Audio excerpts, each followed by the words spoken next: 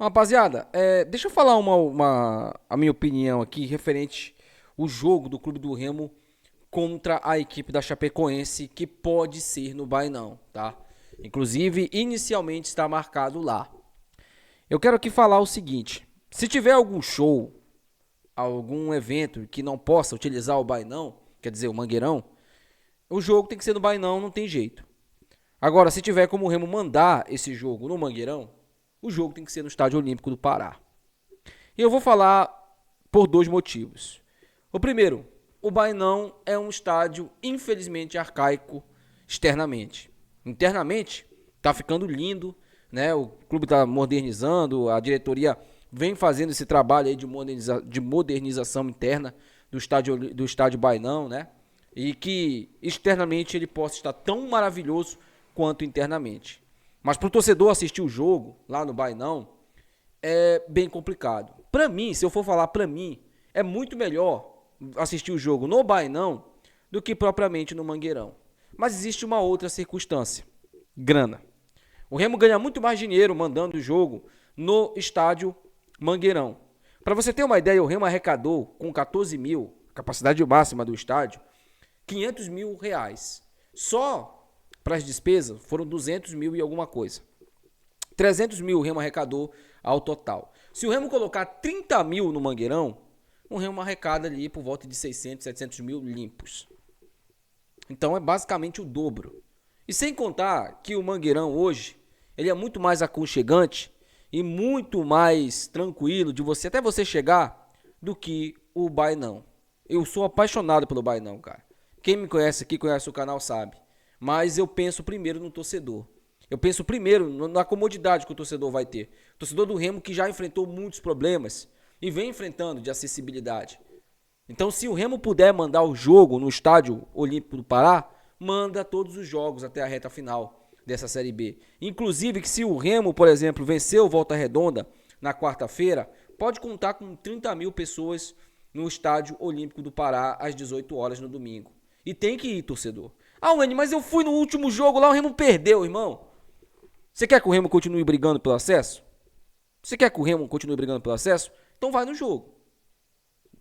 Treineiro foi embora, muita coisa vai melhorar. Vai por mim. Eu conheço, eu sei do que eu tô falando. Muita coisa vai melhorar, tá?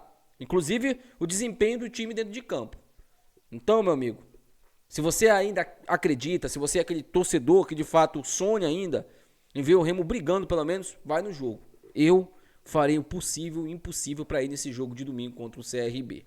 E na quarta-feira o Remo tem que fazer um grande resultado para justamente chamar o torcedor novamente. O torcedor do Remo, ele perdoa muito fácil, cara. Ele esquece muito fácil. Ele ficou triste, chateado, mas ele sabe que é uma outra circunstância. Sobre mandar o jogo no Bainão, a minha opinião, por enquanto, é essa. Enquanto o Bainão não for moderno, enquanto o Bainão não tiver uma acessibilidade melhor para o torcedor, e principalmente aumentar também a capacidade de 14 mil para 20 mil, e isso tem que ter uma reforma para que isso aconteça, aí, para mim, não vale a pena mandar o jogo no Bainão. Não vale a pena, tá? É a nossa casa, a gente sabe, mas para mim é melhor mandar o jogo no Estádio Olímpico do Pará. Bom, falando agora sobre Guto Ferreira, né? O Guto Ferreira, que inclusive teve uns torcedores que me perguntaram aí se ele iria pro Internacional. Bom, rapaziada, pelo que eu pude acompanhar de informações do Internacional, o Internacional tá de olho no Odair Helma, tá? Que é o único técnico da Série B que tá na pauta do Inter. Mas duvido muito que o Inter contrate o Odair Helma, tá? Eu acho que eles vão contratar um técnico estrangeiro ou um técnico do futebol brasileiro que tá ali na Série A.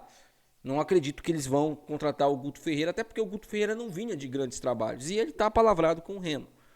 Então não tem nada disso. Ah, Moene, mas eu vi em tal noticiário, pelo menos de informação que chegou para mim, não tem nada.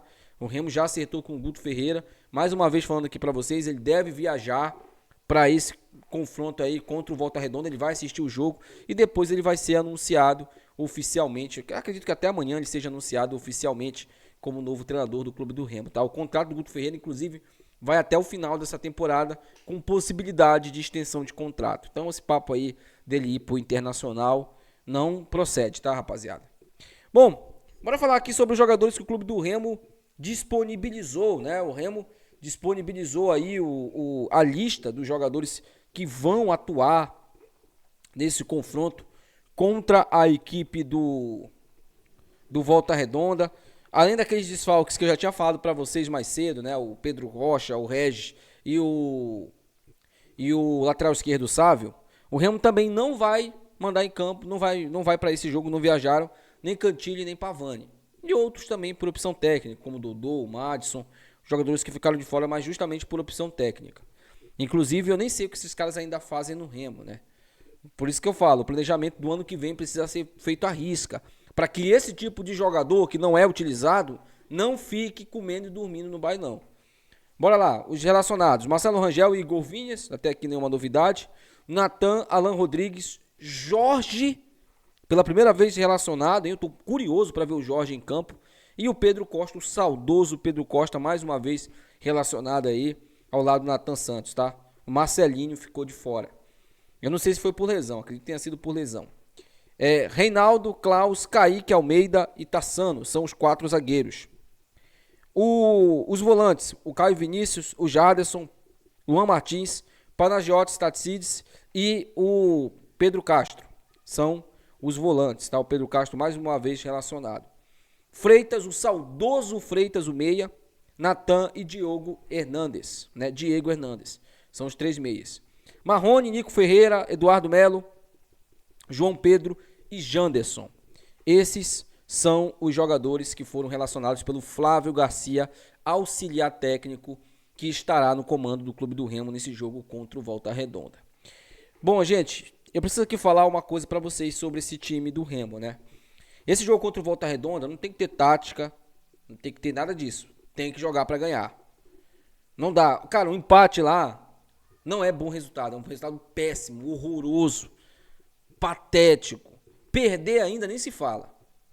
Tem que chegar lá no Raulino de Oliveira e vencer. Ah, mas o Remo não vence lá. Muito, meu amigo, pra tudo tem sua primeira vez. Pra tudo. E tá na hora do Remo ganhar lá. O Atlético também nunca tinha ganhado o Remo. Até o treineiro ser treinador e o Remo jogar no Bainão. O Atlético Goianiense nunca tinha vencido o Remo em Belém. Venceu o Remo em Belém. Fato curioso, né? Porque teve até um torcedor que falou comigo: pô, Wene, o Atlético nunca tinha vencido o Remo lá em Belém, no Bainão. E a Mucura nunca ganhou o Atlético em casa. A Mucura é freguês de todo mundo, né, gente? O time da Mucura. Cara, é muito escroto ser bicolor, cara. Porque eu fico pensando, imagina só você torcer pra um time que você não pode encarnar em ninguém, cara.